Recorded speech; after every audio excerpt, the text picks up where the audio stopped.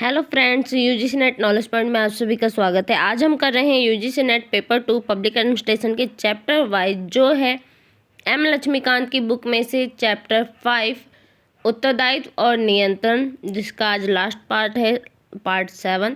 तो आइए स्टार्ट करते हैं। चैनल पर नए हैं तो चैनल को जरूर सब्सक्राइब करें, लाइक एंड शेयर करें। चैप्टर 5 में आज हम करेंगे जन भागीदारी, पीपल्स पार्टिसिपेशन। जन भागीदारी का अर्थ है प्रशासनिक प्रक्रिया में लोगों की भागीदारी। इससे प्रशासन पर नागरिकों के नियंत्रण की अथवा प्रशासन पर जनता के प्रभाव की अपेक्षा की जाती है। प्रशासन तंत्र को सरल और कारगर ढंग से चलाने के लिए यह आवश्यक है। यह प्रशासन को लोगों की जरूरतों के प्रति जवाबदेह बनाती है। यह सरकारी नीतियों के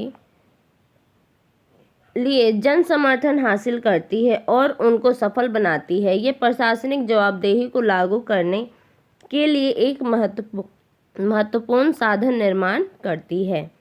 जनतांत्रिक सरकार लोकप्रिय प्रभुसत्ता के सिद्धांत पर आधारित होती है। जो जनतांत्रिक सरकार होती है वो क्या होती है कि लोकप्रिय प्रभुसत्ता के सिद्धांत पर आधारित होती है। इसका अर्थ है जनतंत्र में सबसे ऊपर जनता है। दूसरे शब्दों में जनतंत्र में अंतिम सत्ता जनता में निहित होती है। यानी जो जनतंत्र है इसमें क्या है, सबसे ऊपर जनता है। जो भी कार्य होगा किसके लिए होगा, जनता के लिए होगा। जो भी सरकार कार्य करेगी वो क्या करेगी, जनता के लिए करेगी। और जनतंत्र में अंतिम जनता में निहित होता है।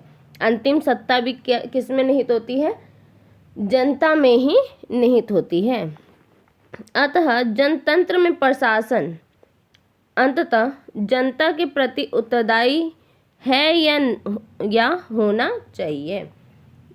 क्या कह रहा है कि जनतंत्र में प्रशासन अंततः जनता के प्रति उत्तरदायी है या होना चाहिए। कि जो जनतंत्र है, जो जनतंत्र प्रशासन है, वो किसके लिए उत्तरदायी होना चाहिए, जनता के प्रति उत्तरदायी होना चाहिए। इस संदर्भ में प्रशासन में जनता की भागीदारी महत्वपूर्ण हो जाती है। ये प्रतिनिधि जनतंत्र को भागीदारी जनतंत्र में बदल देती है। ये नीचे से शासन को बढ़ावा देती है। प्रशासन में जनता की भागीदारी का अध्ययन 2 शीर्षकों के अंतर्गत किया जाता है, सामान्य प्रशासन में भागीदारी और दूसरा विकास प्रशासन में भागीदारी। कि सामान्य प्रशासन में भागीदारी किस तरह हो रहा है, तो अपेक्षित या उपेक्षित और असंगठित होने के कारण जनता आमतौर पर प्रशासन पर निश्चित और नियमित प्रभाव नहीं रख पाती। अतः प्रशासनिक प्रक्रिया पर जनता का प्रभाव मुख्यतः अप्रत्यक्ष और अनौपचारिक होता है, परंतु प्रशासन में जनता की भागीदारी की कुछ औपचारिक पद्धतियां हैं। कौन कौन सी पद्धतियां हैं, तो सबसे पहला है निर्वाचन। प्रतिनिधि जनतंत्र को 2 प्रकार से वर्गीकृत किया जाता है, राष्ट्रपति प्रणाली की सरकार और दूसरा संसदीय प्रणाली की सरकार। संयुक्त राज्य अमेरिका में राष्ट्रपति प्रणाली की सरकार में राष्ट्रपति का चुनाव सीधे जनता द्वारा किया जाता है। इसमें जो निर्वाचन है, जो चुनाव प्रक्रिया है, उसमें भी राष्ट्रपति का निर्वाचन कौन कर रहा है, अमेरिका में राष्ट्रपति का निर्वाचन कौन कर रहा है, तो जनता करती है। वह मुख्य कार्यकारी होती है जिसे सरकार के कार्यपालक अंग के सभी अधिकार प्राप्त होते हैं। वह विधायिका यानी जो वहाँ की कांग्रेस है को नहीं, जो वहाँ की कांग्रेस है उसको, विधायिका को नहीं है, सीधा किसको है, जनता को है। जनता चुनाव करती है कि कौन हमारा राष्ट्रपति बनेगा।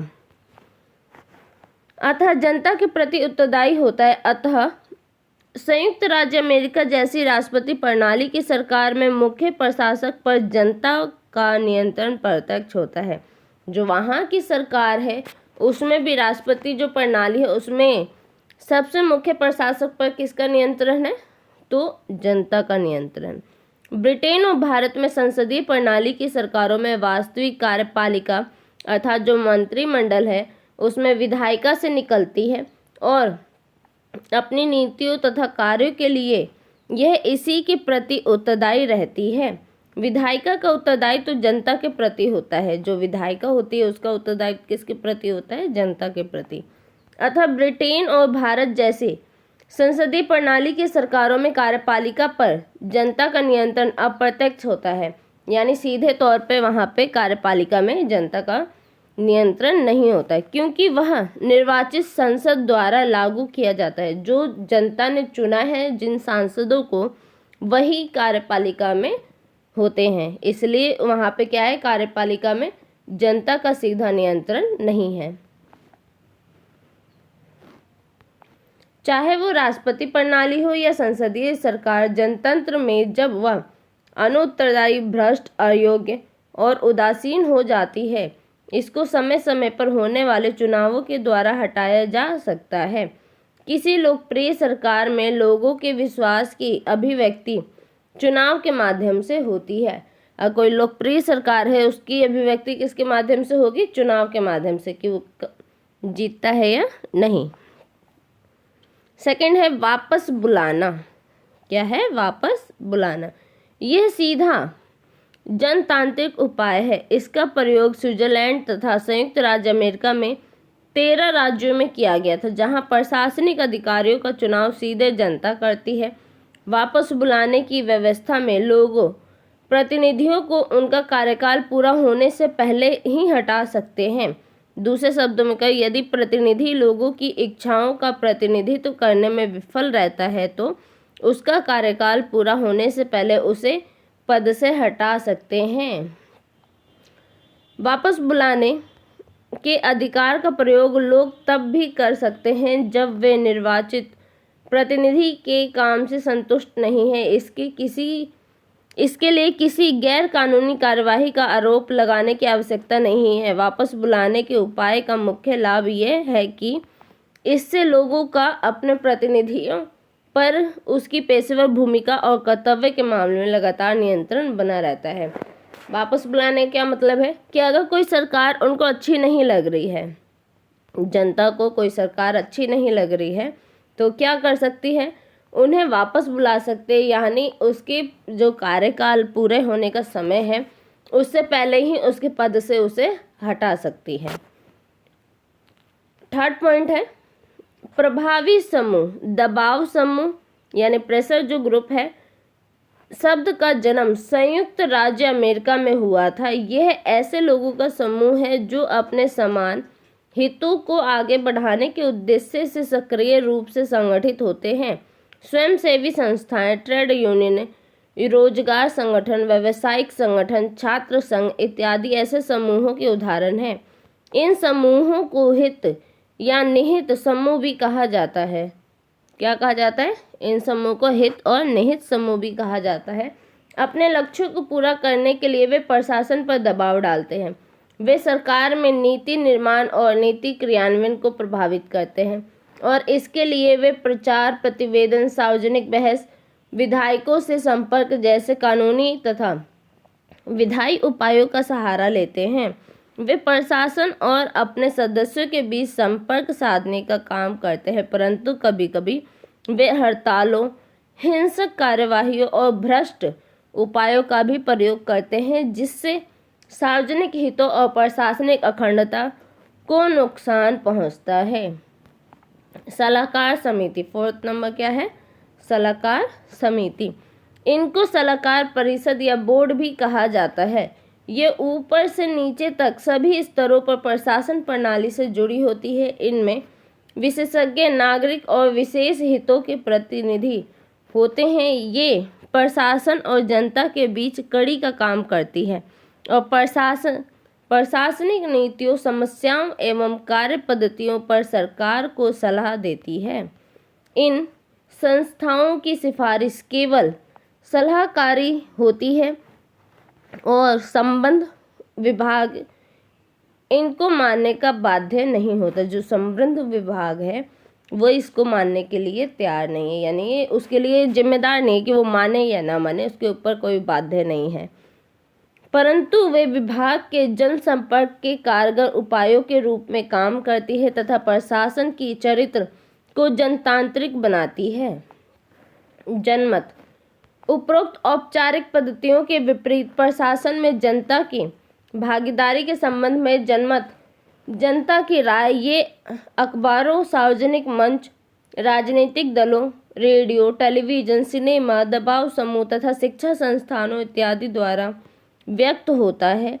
इनमें से स्वतंत्र अखबार जनमत के सबसे प्रभावी माध्यम है। जो अखबार है हर किसी के पास होता है, तो क्या है सबसे प्रभावी माध्यम?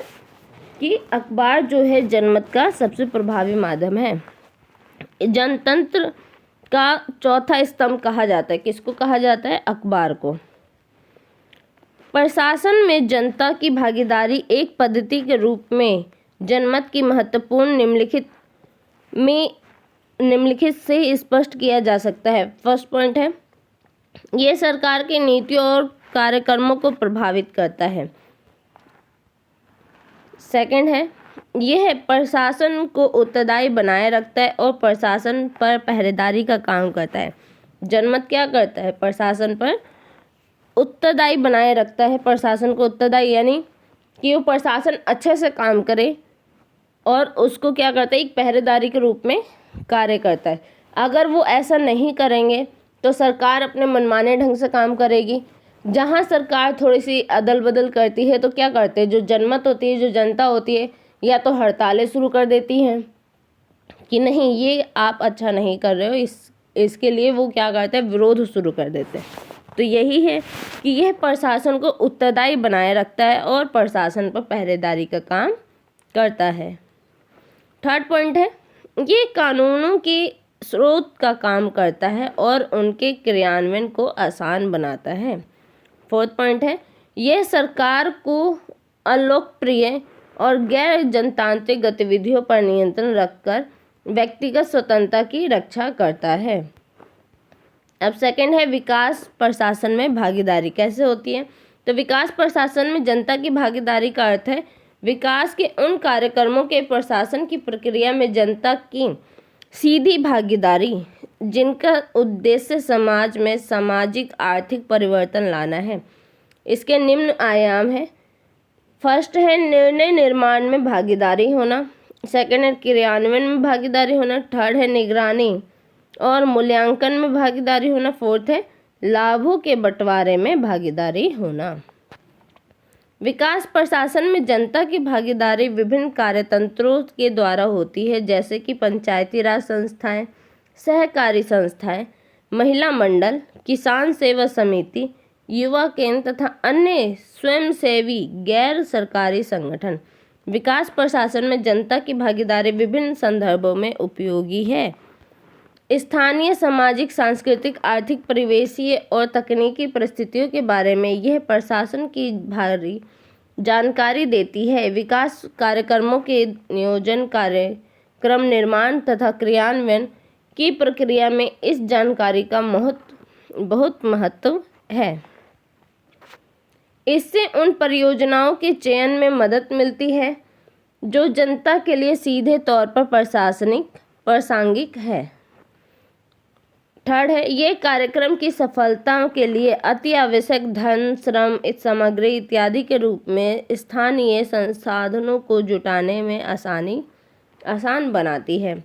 फोर्थ पॉइंट है, ये प्रशासनिक सत्ता के दुरुपयोग के खिलाफ सुरक्षा का काम करती है और इस प्रकार कार्यक्रमों के संचालन में भ्रष्टाचार के अवसरों को कम करती है। फिफ्थ पॉइंट है, कार्यक्रमों में समाज के गरीब और कमजोर वर्गों को शामिल करके यह कार्यक्रम से मिलने वाले लाभों को अमीर और प्रभावशाली वर्गों द्वारा हड़पे जाने से रोकती है। सिक्स पॉइंट है, इससे स्थानीय लोग विकास से होने वाले परिवर्तनों को आसानी से स्वीकार कर लेते हैं और वे गलतियों तथा विफलताओं के प्रति सहनशील होते हैं। 7 पॉइंट है, सरकारी सहायता बंद हो जाने के बाद भी कार्यक्रमों को चलाए रखकर यह सरकार के आर्थिक बोझ को कम करती है। इन कार्यक्रमों का प्रबंधन स्वयंसेवकों द्वारा समुदाय आधारित कार्यकर्ताओं द्वारा किया जाता है या किया जा सकता है। 8 पॉइंट है, ये उत्तरदायित्व लेने और अपनी समस्याओं को खुद समाधान करने की लोगों की क्षमता तथा सामर्थ्य को बढ़ाती है और उनमें आत्मनिर्भरता, पहल तथा नेतृत्व की भावना विकसित करती है। 9 पॉइंट है, समाज में ये सजग पहरी की भावना को बढ़ावा देती है और इस प्रकार सबसे नीचे स्तर तक जनतंत्र को मजबूत करती है।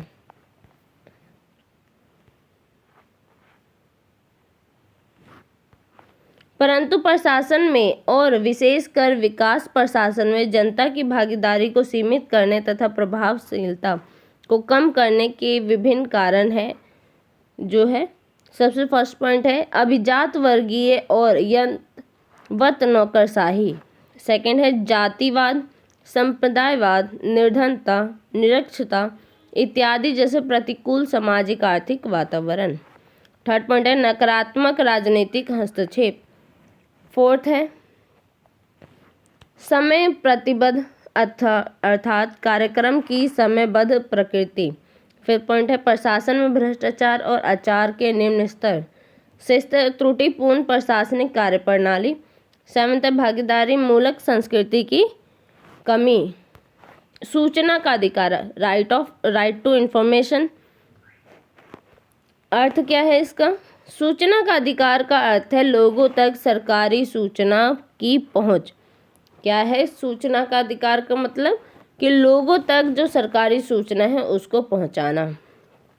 इसका आशय यह है कि नागरिकों तथा गैर सरकारी संगठनों की सरकारी कार्यों, निर्णय तथा उनके निष्पादनों से संबंधित फाइलों तथा दस्तावेजों तक औचित्यपूर्ण स्वतंत्र पहुंच होनी चाहिए।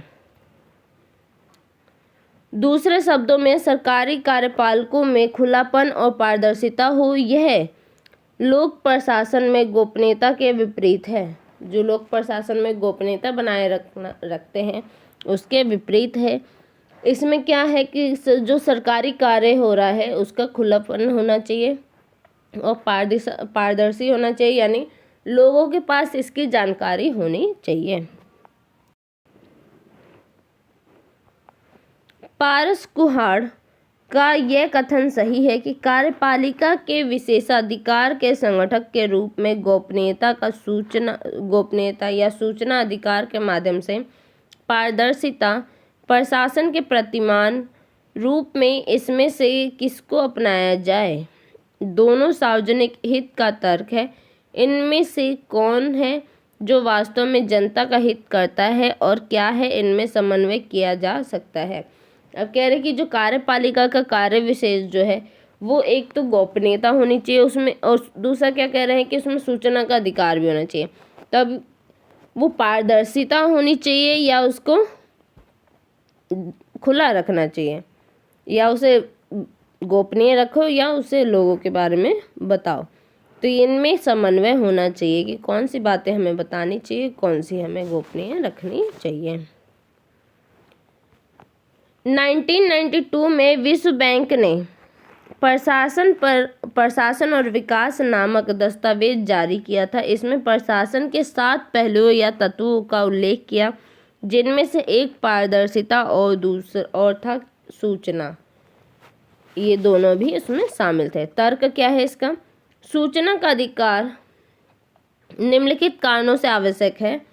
यह प्रशासन को जनता के प्रति अधिक उत्तरदायी बनाता है। जो प्रशासन है उसको जनता के प्रति और अधिक उत्तरदायी बनाता है कि जो प्रशासन है वो किसके लिए कार्य कर रहा है? जनता के लिए कार्य कर रहा है। सेकंड पॉइंट है ये प्रशासन और जनता के बीच की दूरी को कम करता है। थर्ड है ये जनता को प्रशासनिक निर्णय निर्माण से अवगत कराता है। जो प्रशासन क्या कार्य कर रहा है ये सारी बातें जनता को पता होती है। थर्ड है ये लोक सेवकों द्वारा जनता तक उत्पादों और सेवाओं को बेहतर ढंग से पहुंचाने में मदद करता है। फिफ्थ पॉइंट है ये प्रशासन की बुद्धिमत्तापूर्ण तथा सकारात्मक आलोचना को आसान बनाता है। सिक्स पॉइंट है ये प्रशासन की जनता की भागीदारी को बढ़ाता है। 7 पॉइंट है प्रशासनिक निर्णय निर्माण में स्वेच्छाचारिता को हतोत्साहित करके जनहित को प्रोत्साहित करता है। 8 पॉइंट है, यह लोक प्रशासन में भ्रष्टाचार के अवसरों को घटाता है। 9 पॉइंट है, प्रशासन में खुलेपन और पारदर्शिता को बढ़ावा देकर यह जनतंत्र की विचारधारा को आगे बढ़ाता है। 10 पॉइंट है, यह प्रशासन को जनता की आवश्यकताओं के प्रति अधिक संवेदनशील बनाता है। 11 पॉइंट है, ये लोक सेवकों द्वारा सत्ता के दुरुपयोग के अवसरों को कम करता है। सूचना के अधिकार के महत्व को विख्यात प्रशासनिक विचारकों तथा कार्यकर्ताओं ने इन कथनों से स्पष्ट किया है। क्या कहा है? वुडरो विल्सन कहते हैं कि मेरा एक विश्वास है कि सरकार को पूरी तरह बाहर यानी कि खुला होना चाहिए, ना कि अंदर यानी बंद होना चाहिए। मैं अपनी ओर से यह मानता हूँ कि कोई जगह ऐसी नहीं होनी चाहिए जहाँ वो सब कुछ किया जा सके जिनके बारे में प्रत्येक व्यक्ति कुछ नहीं जानता। प्रत्येक व्यक्ति जानता है कि भ्रष्टाचार गोपनीय स्थलों पर होता है और सार्वजनिक स्थलों की उपेक्षा करता है। कि प्रत्येक व्यक्ति क्या जानता है कि जो भ्रष्टाचार है वो क्या होता है, गोपनीय स्थलों पर की जाती है, ना कि सार्वजनिक स्थलों पर। सेकंड है, जेम्स मैडिसन क्या कहते हैं, जो लोग अपने शासक बनना चाहते हैं, जो लोग अपने शासक बनना चाहते हैं, उन्हें अपने आप को उस शक्ति से लैस रखना चाहिए जो ज्ञान प्रदान करता है। कोई भी लोकप्रिय सरकार सूचना या इसको प्राप्त करने के साधन के बिना एक ढोंग या त्रासदी या कदाचित हो दोनों है। कि अगर जिस व्यक्ति के पास सूचना नहीं है, सूचना पर्याप्त नहीं है, वो क्या है, इसके बिना वो ढोंग मचा सकता है, त्रासदी ला सकता है, या कदाचित दोनों ही हो सकता है, ढोंगी और त्रासदी दोनों हो सकता है। जिसे कुछ पता ही नहीं है तो वो आगे क्या करेगा। लॉर्ड एक्टन कहते हैं कि कोई वो चीज़ सुरक्षित नहीं जो चर्चा और प्रचार बर्दाश्त नहीं कर सकते। ये जो कोई भी चीज़ है वो सुरक्षित नहीं तब तक जब वो चर्चा और प्रचार जो है बर्दाश्त नहीं कर सकती है। मैक्स वेबर क्या कहते हैं, सुनिश्चित सत्ता की मूल प्रवृत्ति के कारण नौकरशाही उस प्रत्येक प्रयास से लड़ती है जो अपने विशेषज्ञों के माध्यम से संसद जानकारी प्राप्त करने के लिए करती है, और नौकरशाही स्वाभाविक रूप से ऐसी संसद का स्वागत करेगी जिनको जानकारी कम हो और अशक्त हो, कम से कम इतनी अज्ञानी तो हो ही कि वह नौकरशाही के हितों से सहमत हो। संयुक्त राज्य अमेरिका के जस्टिस डगलस क्या कहते हैं, सरकार में गोपनीय मूलभूत रूप से जनतंत्र विरोधी है जो नौकरशाही की गलतियों को बनाए रखती है। सार्वजनिक मामलों पर पूरी जानकारी और बहस पर आधारित खुली चर्चा हमारे राष्ट्रीय स्वास्थ्य के लिए अति महत्वपूर्ण है। पारस कुहाद कहते हैं कि के शब्दों में यह सार है कि गोपनीयता प्रणाली का सरोकार सार्वजनिक या राष्ट्रीय हित की सुरक्षा से उतना नहीं जितना कि सरकार की प्रतिष्ठा को बचाने, अपनी गलतियों को दफन करने, अपनी शक्तियों को अधिकतम बढ़ाने, अपने भ्रष्ट करतूतों पर पर्दा डालने और नागरिकों को चालाकी से प्रतिबंधित करने से है। भूमंडलीय परिदृश्य, स्वीडन पहला ऐसा देश था जिसने सूचना के अधिकार को लागू किया। कौन सबसे पहला देश था? जो स्वीडन है वो क्या था, सबसे पहला देश था जिसने सूचना के अधिकार को सबसे पहले लागू किया था। स्वीडन में यह अधिकार प्रत्यक्ष संवैधानिक प्रावधानों के द्वारा 1766 में नागरिकों को सौंपा गया था। इस देश में सरकारी दस्तावेजों तक पहुंच एक अधिकार है तथा गैर पहुंच एक अपवाद है, कि जो पहुंच गया वो क्या है, अधिकार है, जो नहीं पहुंचा वो क्या है, अपवाद है। स्वीडन के बाद स्कैंडिनेवियन देशों में फिनलैंड ने काफ़ी समय के बाद 1991 में सूचना के अधिकार को उपलब्ध कराने के लिए कानून बनाया। 1970 में डेनमार्क और नॉर्वे ने भी इसी प्रकार के कानून बनाए। संयुक्त राज्य अमेरिका ने सूचना की स्वतंत्रता अधिनियम 1966 के द्वारा नागरिकों को सूचना का अधिकार प्रदान किया था। कब किया था संयुक्त राज्य अमेरिका ने? 1966 में। इस अधिनियम को 1974 में 2 प्रयोजनों से संशोधित किया गया। पहला है उन्मुक्तियों, यानी जो दस्तावेज जिन्हें प्रशासन गोपनीय रख सकता है को सीमित करने के लिए, तथा दूसरा है सूचना उपलब्ध न कराने पर जुर्माना लगाने के लिए। फ्रांस, नीदरलैंड और ऑस्ट्रेलिया ने 1970 के दशक में इसी प्रकार के कानून बनाए। कनाडा, ऑस्ट्रेलिया और न्यूजीलैंड ने 1982 में सूचना के अधिकार के लिए आवश्यक कानून का निर्माण किया। 1970 में थाईलैंड और आयरलैंड ने तथा 2000 में बुल्गारिया ने संबंधित कानून लागू किया। दक्षिण अफ्रीका में सूचना के अधिकार की गारंटी संविधान में ही निहित है। उन्होंने अलग से कोई प्रावधान इसके लिए नहीं बनाया।